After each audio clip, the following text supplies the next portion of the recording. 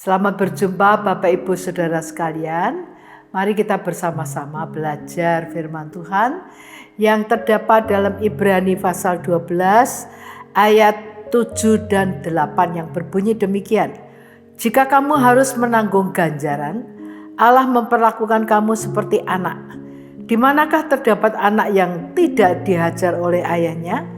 Tetapi jika kamu bebas dari ganjaran yang harus diderita setiap orang, maka kamu bukanlah anak, tetapi anak-anak gampang. Bapak Ibu Saudara sekalian, dalam tiap keluarga yang ada anak, pasti orang tua itu ingin mendidik anak itu menjadi baik. Tapi ada juga memang keluarga yang di Amerika banyak yang broken home, sehingga anak-anak itu tidak terdidik dengan baik karena orang tuanya sibuk dengan dunianya sendiri. Bahkan pernah satu kali Bill Wilson itu ditaruh di pinggir jalan oleh ibunya karena ibunya hidup tidak benar, dan Bill Wilson ini sepertinya diterlantarkan saja. Tapi puji Tuhan ada orang yang menemukan dia dan akhirnya dididik, dan akhir hidupnya dia menjadi hamba Tuhan yang luar biasa karena dididik oleh firman Tuhan, oleh pendidik-pendidik yang baik. Nah saudara, dalam rumah tangga ada orang yang bisa menerima cara didik orang tua, tapi ada yang tidak bisa menerima. Kalau tidak bisa menerima, dia ngomel, marah, kadang lari dari rumah. Nah saudara-saudara, Bapak Ibu sekalian, kita juga harus belajar. Tuhan itu menganggap kita itu sebagai anak-anaknya. Dan bahkan Tuhan mengatakan, aku mengasihi kamu dengan kasih yang tidak berkesudahan. Jelas hati Bapa ingin supaya kita sebagai anak-anaknya menjadi orang-orang yang baik, berkelakuan baik, bertujuan baik, berakhir baik. Nah kadang-kadang Tuhan juga izinkan sesuatu terjadi. Sesuatu mungkin hal-hal yang kita tidak inginkan. Tapi Tuhan tahu tepat dengan apa yang Tuhan izinkan pasti mendatangkan kebaikan. Firman Tuhan berkata, segala sesuatu mendatangkan kebaikan bagi orang yang mengasihi Tuhan. Memang ada kalanya suatu peristiwa terjadi, kalau kita tidak bisa terima, kita menyalahkan Tuhan. Kita marah kepada Tuhan, lalu kita undur dari Tuhan, kita murtad bahkan. Tapi marilah kita belajar, kita itu anak-anak Tuhan.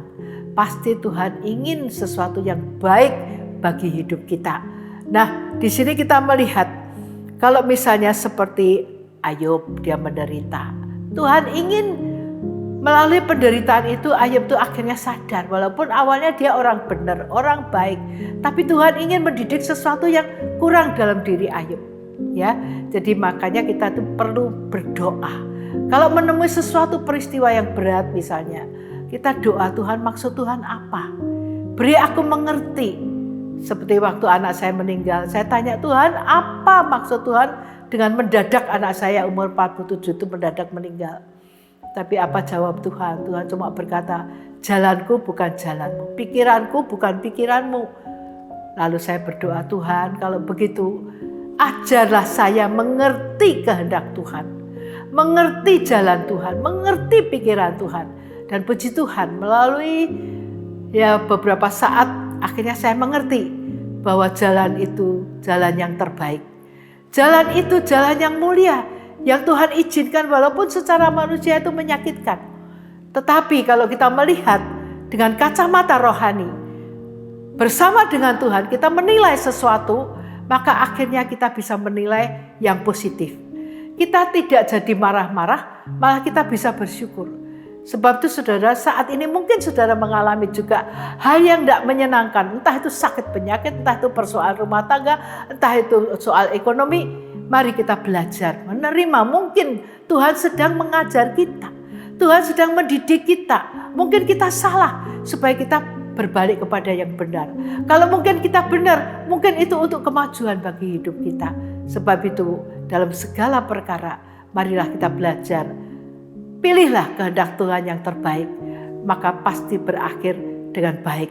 Tuhan itu bukan Allah yang jahat, tapi Bapa yang mengasihi anak-anaknya dengan sempurna. Dan dia juga ingin anak-anaknya menjadi sempurna. Itulah kehendak Tuhan.